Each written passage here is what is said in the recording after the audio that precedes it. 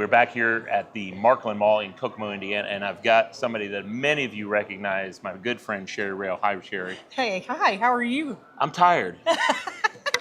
You don't have time for that. You don't have time for that. It's been a big day yesterday setting up for the show, and here we are. We had a gap in the schedule for the podcast, you could say, or live cast, whatever. And I said, Sherry, I want to talk to you. So we had some time sitting off stage here talking a little bit, and lots going on in your life. Been quite a journey, a God journey. We could talk about that forever. As most people know, if you know Sherry, we can talk forever. Yes, we could, and I do quite regularly. so anyhow, but let's highlight a couple things. First of all, we were just talking, and we're going to highlight. We're going to start with what's going on at the chamber. What's going on with small businesses? Let's talk about that just a little bit. Well, first of all, small businesses are the lifeblood of our community. These are local people that have launched their business or bought a franchise and getting it started here locally. And to me, as a nonprofit leader in the past and in my life right now, local business owners are where it's at. And the chamber really has specifically come up with John Vansler, Patty Pavey, are two that partnered together with the chamber to bring Small Business Award. And it's monthly awarded to a business, and then they hold an after hours and talk about that business and award them. And then the mayor kind of chipped in here, and now he's got a Small Business Award coming from the city as well. So they're kind of partnering together to make that happen. And to me, I think it's wonderful recognition. John was just in a little bit ago, and we were talking about, he won that award in Lafayette at the chamber there. And the chambers work together, they network, and they have their own thing where they do all of that. And I'm really appreciative. He was saying, I hope to get that here. So he was very proud of that. And should be. And, you know, however you perceive different businesses, all businesses had a starting point. And somebody took a risk and said, I think I'm going to try this.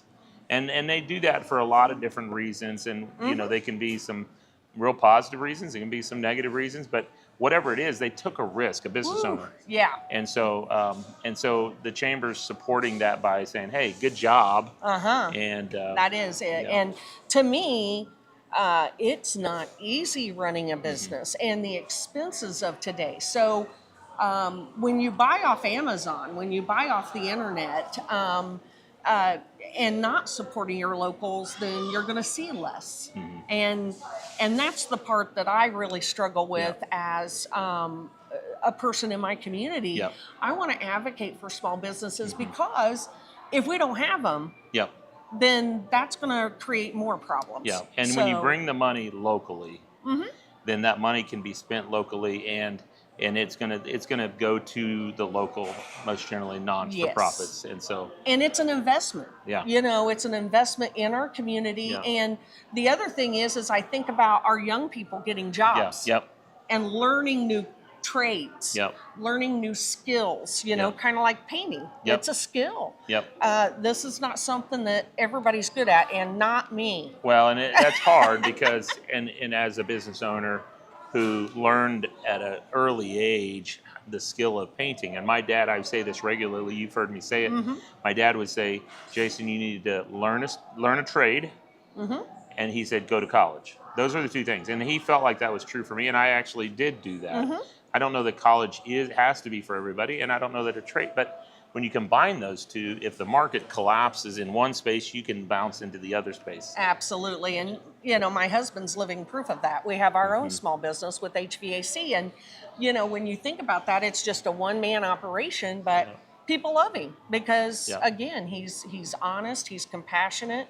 You know, there's a lot of jobs he does for free. And I'm like, okay, you know, but it's the right thing to do for our community. And I think that, you know, we have a great school system with Kokomo Center Schools, and we have the great career center, which is great, but those kids need to come out of that career center right into the field. And you can get as much experience in a contained environment as you want to, but there's nothing like on the job. Yeah. Okay. And again, these small business owners that are here at the home show, they're putting everything into their business to make it happen. Yeah. And in today's world, with the struggle of finding employees that are qualified and want to work, as well as the expenses that are going up. Yep. I just, every time I see a small business owner, like that one right there, I say, thank you very much for supporting our community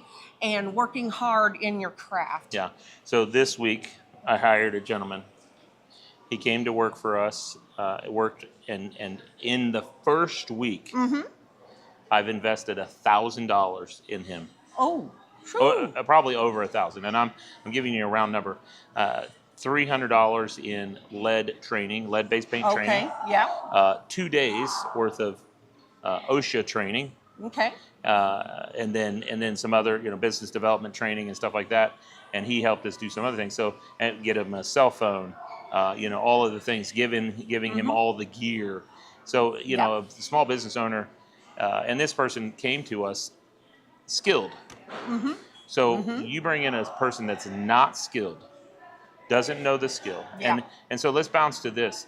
I was just a little bit ago talking to Heidi with the UP program, the Kokomo Urban Outreach. She's her well. I love me some Heidi. She is such a good she just is a firecracker. She is, and firecracker.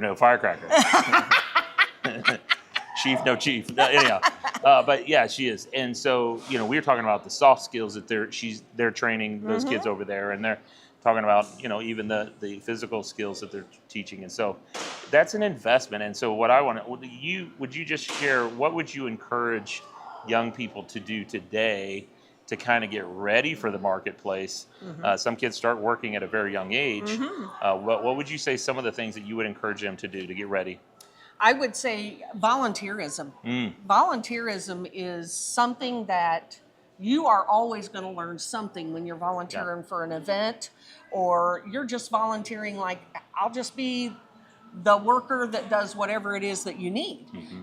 Even if you're just cleaning up after the paint guys, that's a big deal.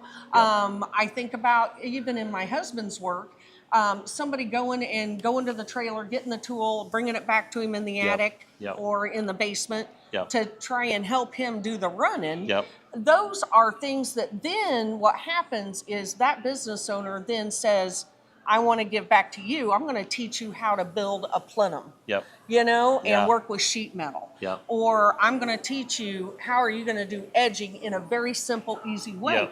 And to me, volunteering as a youth and not expecting to get paid because you are earning knowledge that you can't get. And the onboarding process. Right here, clip every bit of this.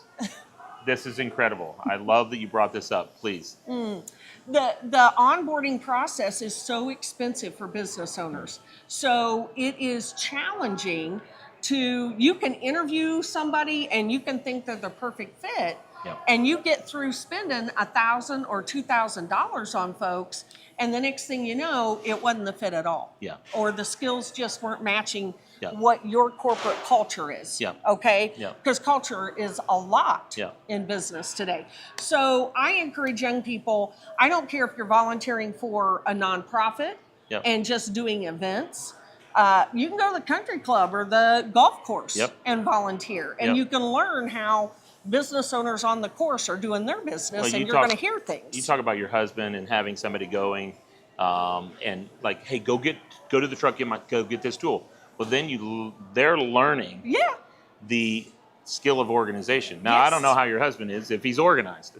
Neither here or there. We won't go there. Well, but you see what not to do. Right. And you see what is good to do. And no business person's perfect. And we don't put them on a pedestal. But at the same time, you're going to see what you like, what you don't like. And then if you become the entrepreneur that you are birthing in, the business owner, then you can decide, this is the way I want to run my company. So you said that. That was such good advice for young people. And if you just listen to that, receive that, you're going to put yourself in the Bible says, putting in the multitude of counselors is great wisdom. And so if you can volunteer, even if you say, hey, I'm going to shadow, there's a gentleman, I'm 53, there's a gentleman that runs a business. I just want to learn from him. And I'm like, hey, can I just ride with you in the truck? Spend a day in the truck, learn and grow and do that. Let's talk about volunteerism in a different space. Okay. Right next door to us, we have the sponsored non-for-profit the home show is sponsored to be here. We've gifted them their booth. The Kokomo Urban Outreach Program. You used to be involved with this program heavily, and God's moved you in a different route. But they need volunteers. Yes, they do. And here's the thing: children need mentors. And mentors are there to model the behavior out at the houses if you're raking leaves or pulling weeds, or if you're down at their craft space where they're making items, you're learning how to organize those items and put everything together in the steps and the processes. So when you think about that, everyone needs to mentor somebody. If you are not finding purpose in your life, let me speak to that, because you still have purpose. I don't care if you're 72, 82, if you can get out and about, at whatever age, there's a kid that wants to learn and listen.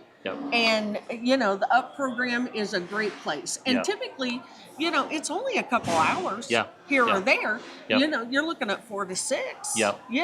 So give the Kokomo Urban Outreach a call, get volunteer for them. And then if you hire them to come and participate and they're working on your home, I would encourage you to just go out and hang around the kids. Maybe, I know you want them to do the job themselves, but maybe pull up a rake and just work with them, because those kids need an investment, an injection from you as a leader or as a human. So that's really great. The mini up programs on Tuesday nights. And they need people to just sit at the table with about 6 little minis. And just be there to. You could read a book. You could play Uno.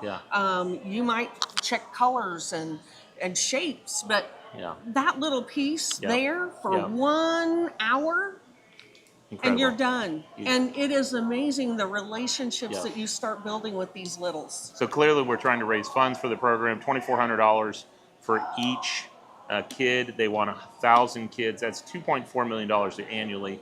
For those of you that are doing the math, it took me a while to do that math. But that's a chunk, and that's a regular thing. That's not going to be the only thing that we need to do, Kokomo. We have to volunteer. We have to love these kids and get engaged with them. So, Sherry, thanks for coming on. Hey, I appreciate you coming. it. Thank You're you. awesome. Thank you. You're awesome. Have a great day. See ya.